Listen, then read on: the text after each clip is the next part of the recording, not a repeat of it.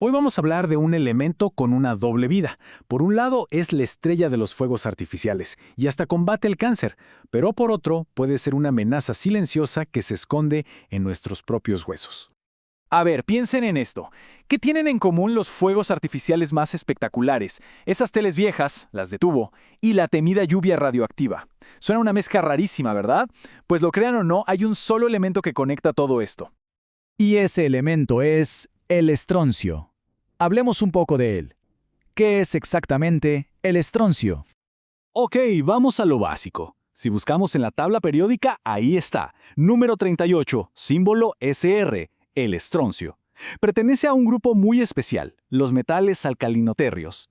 Y ojo, porque pertenecer a esta familia química es, básicamente, el origen de todas sus habilidades y también de sus peligros. Imagínense un metal blandito, de un color blanco plateado, pero es súper reactivo, o sea, lo expones al aire y ¡zas! Se oxida y se pone oscuro enseguida. Pero lo más importante de todo, y quédense con esto, es que se parece muchísimo a sus vecinos en la tabla periódica, sobre todo al calcio. Y esa similitud, es la clave de todo lo que vamos a contar. Bueno, pero antes de meternos en la parte más complicada de su personalidad, demos un viajecito al pasado. Vamos a ver los papeles tan curiosos que ha jugado el estroncio a lo largo de la historia. Resulta que su nombre viene de un pueblito en Escocia que se llama Strontian. Fíjense, fue ahí, por allá en 1790, que encontraron un mineral que guardaba un secreto increíble. Cuando lo ponían al fuego, soltaba una llama de un color rojo carmesí espectacular. Esa fue la primera señal, esa firma de color única de que estaban ante algo totalmente nuevo. La verdad es que su historia es de lo más interesante. Después de descubrirlo en 1790, no fue hasta 1808 que lograron aislarlo como un metal puro. Luego, en el siglo XIX, tuvo un uso súper importante en la industria del azúcar de remolacha. Pero su momento de gloria, su verdadero boom, llegó mucho después, a finales del siglo XX, y todo gracias a la televisión.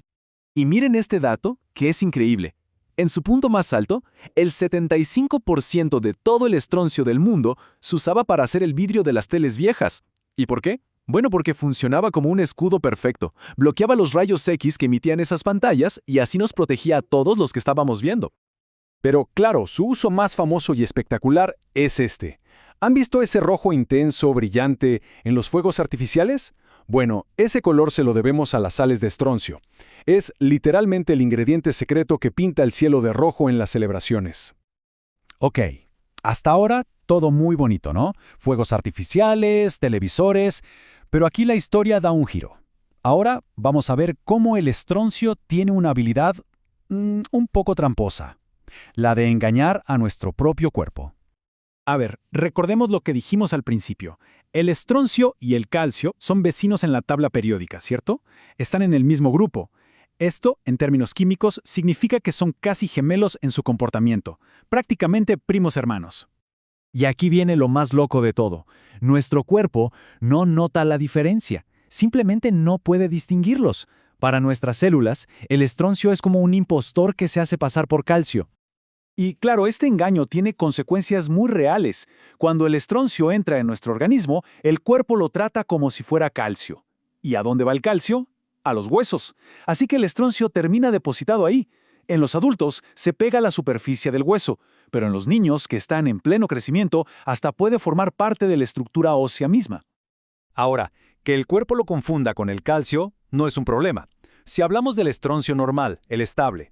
Pero la cosa cambia. Y mucho, cuando entra en juego su versión radioactiva. Ahí es donde se vuelve una verdadera amenaza. A ver, para que quede claro, la gran mayoría del estroncio que hay en la naturaleza es el estroncio 88, que es estable y no hace daño. Pero los accidentes y las pruebas nucleares producen una variante muy distinta, el estroncio 90. Este sí es un problema, porque es radiactivo y es uno de los componentes más peligrosos de la lluvia radioactiva. Y para entender por qué es tan peligroso a largo plazo, solo hay que ver este número, 28.91 años. Esa es su vida media. ¿Qué significa eso? Que tienen que pasar casi 30 años solo para que la mitad de su radioactividad desaparezca. O sea, es un contaminante que se queda con nosotros por mucho tiempo. Y aquí es donde se cierra el círculo del peligro. Como el cuerpo lo confunde con el calcio, lleva este estroncio 90 radioactivo directo a los huesos. Y una vez que está ahí, se queda fijo, irradiando todo a su alrededor desde adentro. Esto puede causar cosas terribles como cáncer de hueso, de los tejidos cercanos e incluso leucemia. Pero, cuando parece que ya hemos contado toda la parte oscura, la historia del estroncio nos da otra sorpresa. Resulta que esa misma característica que lo hace tan peligroso también se puede usar para sanar. Sí, así como lo oyen. Los científicos pensaron, ¿y si usamos esta habilidad a nuestro favor?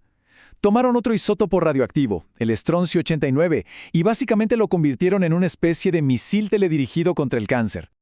El procedimiento es brillante. Al paciente se le inyecta este estroncio 89. El cuerpo, que sigue sin notar la diferencia, lo lleva a los huesos.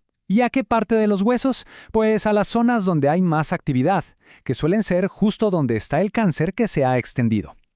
Una vez ahí, el estroncio libera su radiación de forma muy localizada, atacando las células cancerosas y, muy importante, aliviando el dolor.